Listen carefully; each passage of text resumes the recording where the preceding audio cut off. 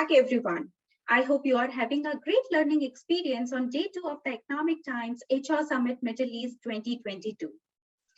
CHROs are looking at the best tech solutions to transform their HR functions, but many times the top available tech solutions in the market also fail because not every technology is made for all the operating models.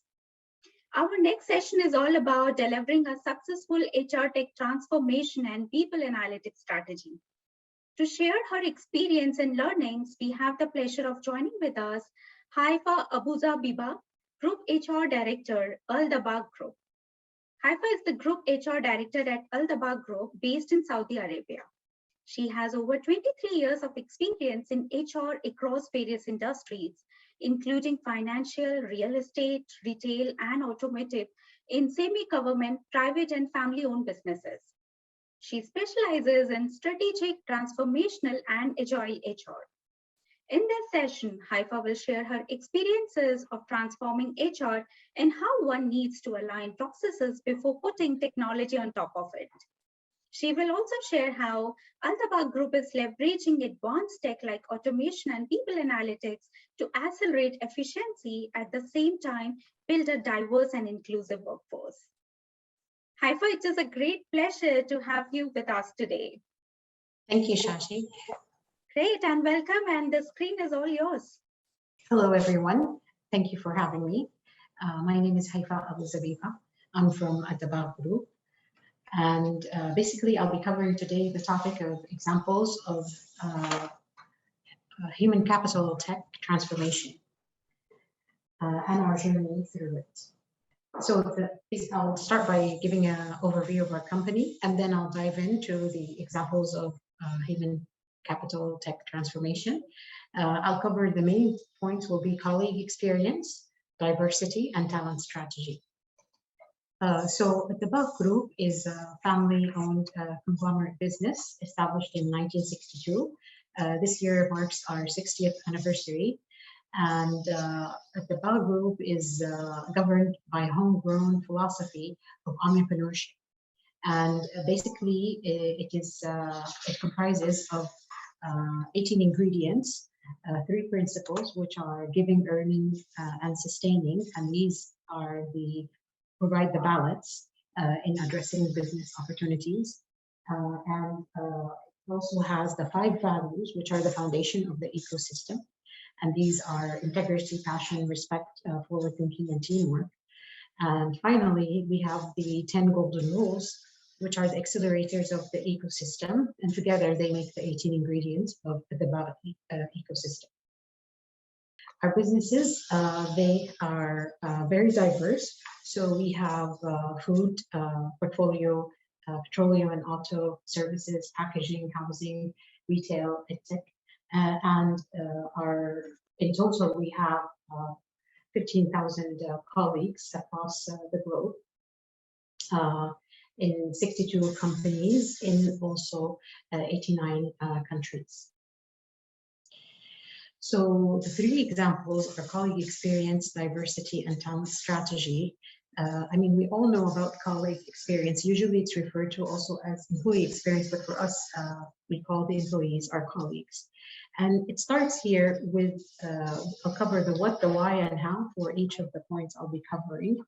And when we think about colleague experience and what it is, it's basically a summary of all the interactions of the colleague when they're in the company.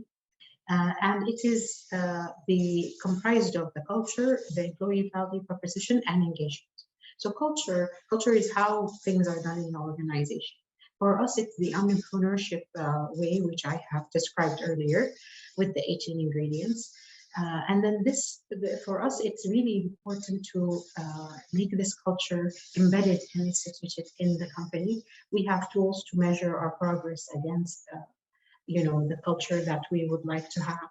And this is through different tools. And I'll talk a little bit about some of the tools, for example, and technology solutions that we use. And then the employee value proposition, it's also about how we create value. So when a colleague joins the company, how do they create value in the company? whether through their work or through their impact. And then we have the engagement. The engagement can branch out into two elements. We have the intent to stay. So whether the colleague wants to stay in the company, and this impacts the engagement. The second part is the discretionary effort. So these two things together will make it. Now, you might, we all know the importance of colleague experience, but it's good to refresh about why we are doing this. So we have the business outcomes, and here it's about improving the company reputation, but also about enhancing customer satisfaction. A lot of companies, they focus a lot on customer journey, and they don't give as much focus to the employee or colleague experience. The problem is that the customer experience is a direct output of the employee experience. And so this is where it becomes, if you want customer experience for your company, it's not about working harder to do the customer experience. It's important to see who are the drivers of customer experience. And generally, it is the frontliner who interacts with the customer or directly deals with the customer. So this is where it's important to give a lot of attention to the customer, the colleague experience, and also innovation. There's innovation is enhanced in a big way when we have customer colleague experience. Then we have talent outcomes. Now, of course, the business reasons is enough, but also for us as a human capital, we want to know that what is the talent outcomes that we need here. And again, it's about the intent to stay. So if we have a great experience, then most likely our colleagues will stay and remain. Now, this becomes more and more challenging today, where there's a lot of opportunities for colleagues to be approached, not just by headhunters, by other companies. Even when they go in conferences, companies are headhunting them. Even when they go for development and executive development, they establish stronger networks, and that means they're more likely to also find a job opportunity. So one way to keep them is by making sure they keep their intention to stay in the company. And then the second part is about discretionary effort as well, becomes better. And finally, the performance is enhanced when colleagues have great experience. Now, the how, of course, varies from company to company, but there's, these are the sort of pillars of it. So investing in technology, it's important to update all the technology. At one point, I remember when everything was manual. If anyone wants to apply for a vacation, they need to go fill out a vacation form. Of course, now this thing doesn't exist anymore in most of the world. But it's good to go and recap all the interactions with the colleague and make sure that they're updated in a more automated way, in order to be more convenient for them, where it's accessible by phone, where also it takes less time to take care of these steps, especially now where people are in different locations and maybe working remotely. So it makes it actually easier.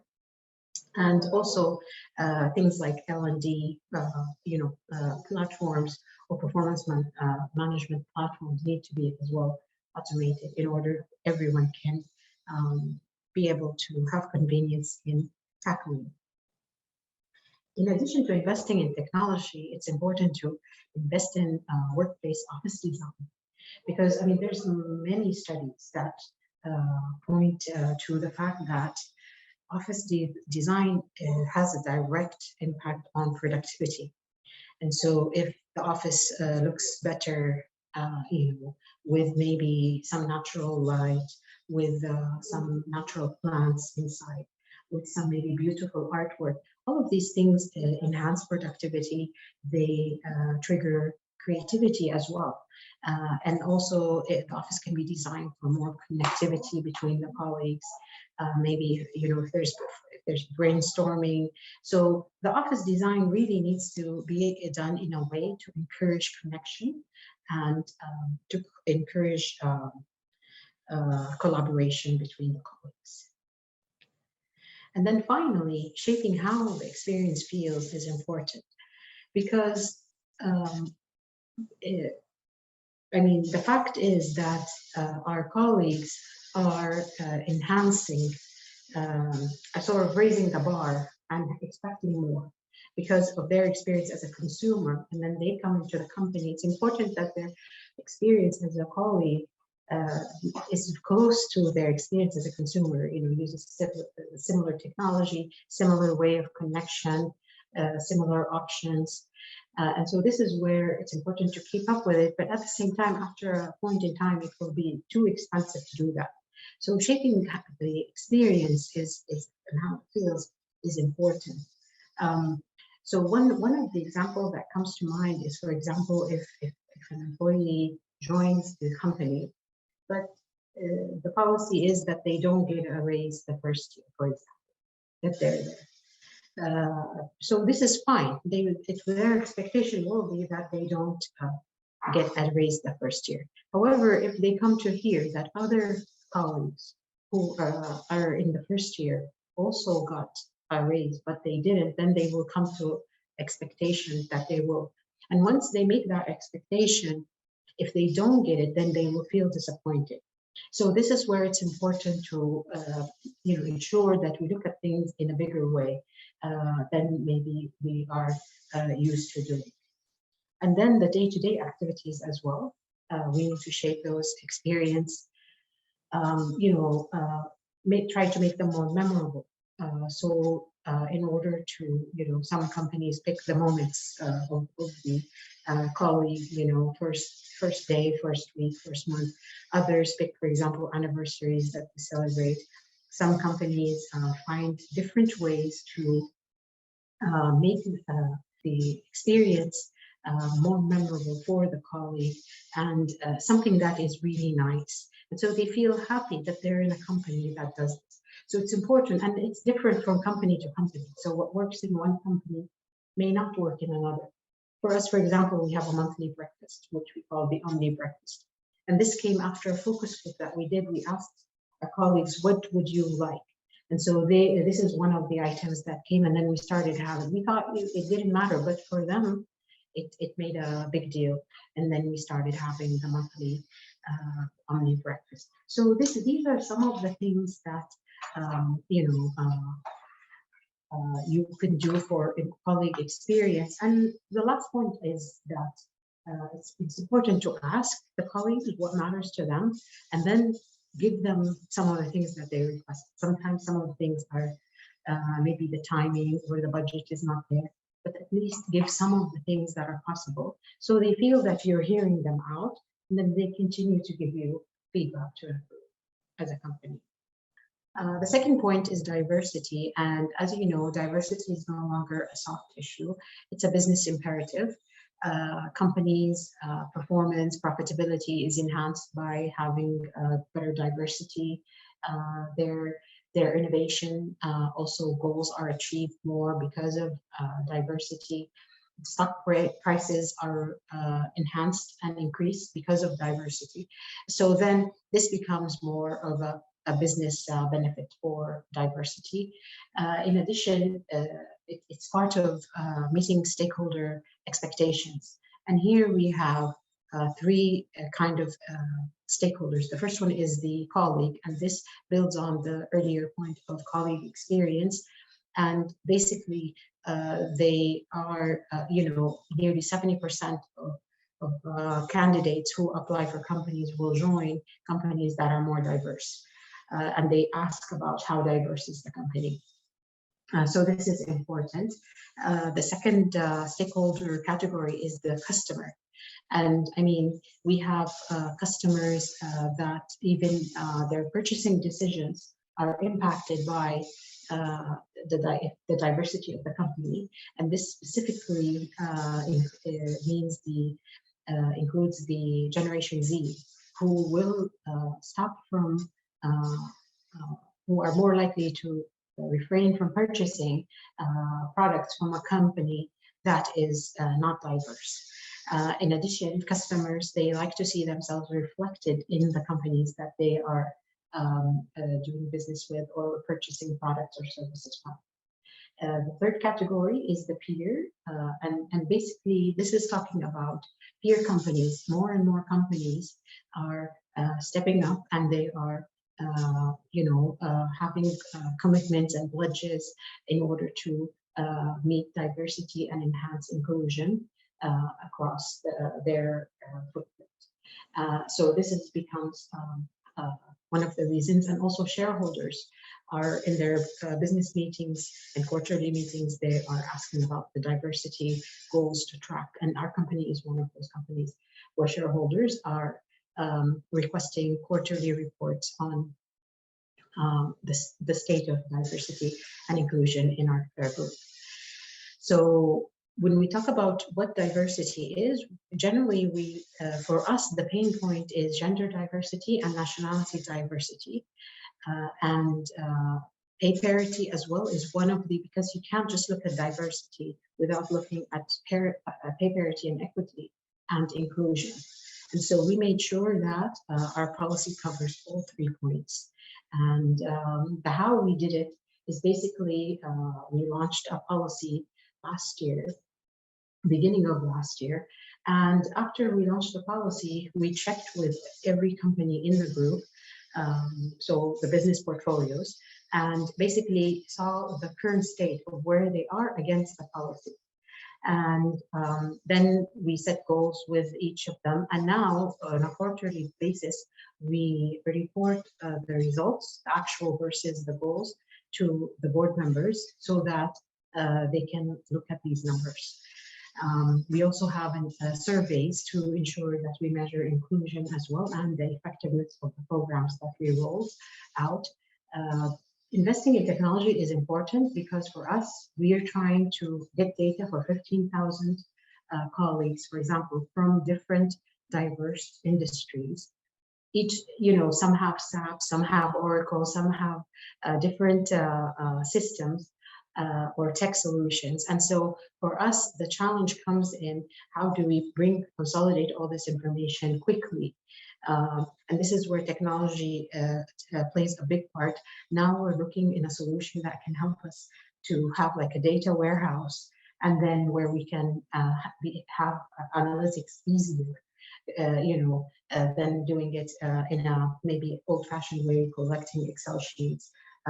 We tried using Tableau, which was good, but the data warehouse will help us to ensure that the data is cleansed, because this is for us the biggest time-consuming part when we're trying to gather information from across the companies. And those also, it's important to have programs.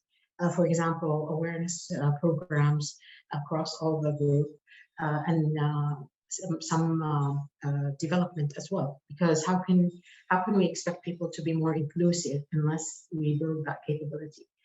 So training becomes important, and also recognition of the people who excel and stand out in terms of diversity or inclusion, and recognizing them. We have an annual event where we recognize the winners in this. The next point is the talent strategy.